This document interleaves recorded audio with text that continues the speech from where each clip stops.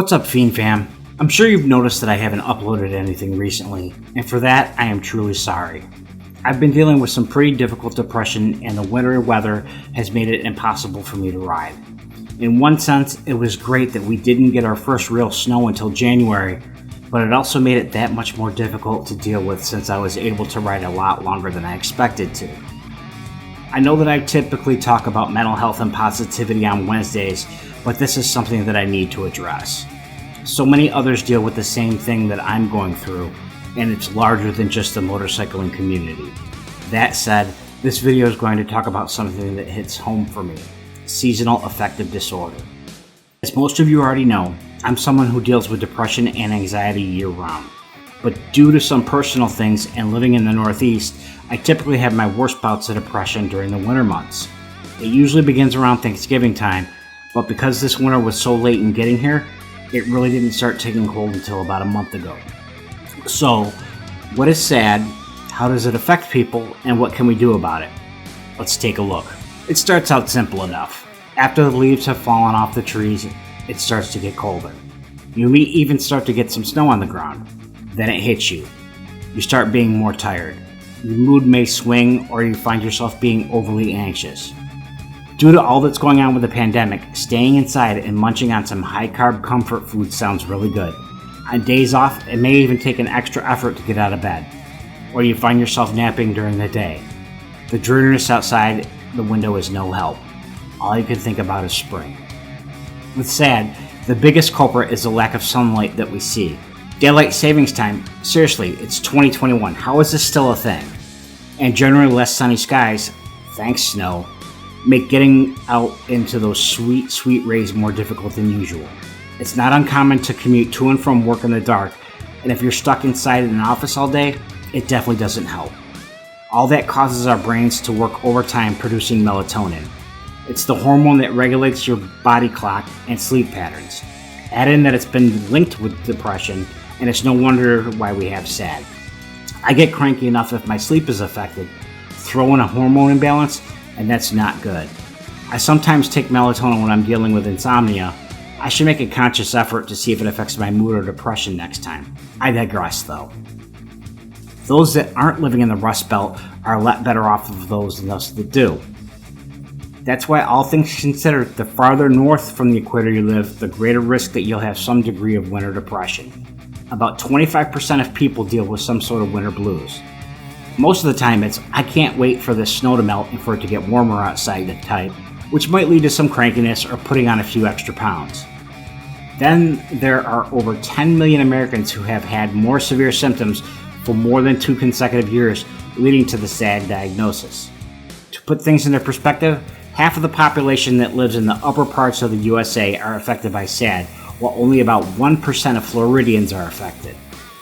Okay, so now that we know what SAD is and what it does, what can we do to deal with it? At the end of the day, we're all just animals when it comes to stuff like this. The solution is to get all the sunlight we can. When we don't get enough sunlight, it can trigger our minds to enter a hibernation-like mode, which is what leads to many of us eating more over the holidays and through the winter, packing on some extra weight. But getting the requisite amount of sunlight can be tough for a lot of us. Decreased hours of sunlight due to the aforementioned daylight savings time and the drastic drop in temperatures, we aren't as likely to get outside as much as we should. Due to the way the sun moves and the properties of glass, sitting in a heated car or by a window at home just doesn't work the same either. Yes, the relative heat on a sunny day may feel good, but keep in mind is that what we really need is for it to enter our retina for us to receive the full benefits. The most logical way to combat SAD is to simply move to a more temperate climate. Obviously, that isn't a viable option for a lot of people. Maybe a vacation to somewhere sunny may be in order. Pandemic aside, I personally refuse to go vacation somewhere warm when it's warm where I live. If we do go on a trip, and it's been almost a decade, we typically choose to go in late fall at the earliest, October-November timeframe. Again, this may not be a viable option for many reasons right now.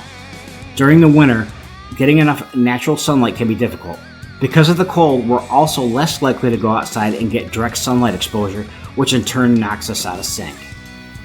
One solution that is simple and relatively inexpensive are light therapy lamps, also known as sunboxes. Regular indoor lighting doesn't work. Sunboxes help with special fluorescent bulbs that emulate the effects of the sun. As with anything these days, you can spend as much or a little as you like. If you do decide to go this route, it's recommended that you get at least 30 minutes of time with the Sunbox, and it's particularly helpful to do so early in your day as possible. Sunboxes are typically small and can be placed on almost any surface, perfect for starting out your day at home or even at your desk at work. Of course, talking to your friends and loved ones is another important step. They know you better than anyone else and can help comfort you during this time. If they're dealing with SAD as well, it'll be good to have someone who understands. Even if they don't have it, they can be a help towards getting back to the regular you. It should also be said that if you find yourself not getting relief, that you should reach out to a professional. Some things just can't be dealt with adequately on your own, and even the help of family and friends sometimes isn't enough. It's not a weakness asking for help. It's strength realizing there's something going on and taking the steps to address it. I hope each and every one of you is navigating these winter months as best you can, and know that spring is definitely on its way. For those of you that ride, know that I feel your pain as well and can't wait to get back on the road. But there's good news. Spring is right around the corner. I've decided that this will be the last winter I have to stay stuck inside. I think I'm going to start doing some research and looking at ADV and dual sport bikes. And if that doesn't pan out, maybe a snowmobile and trailer might be another possibility.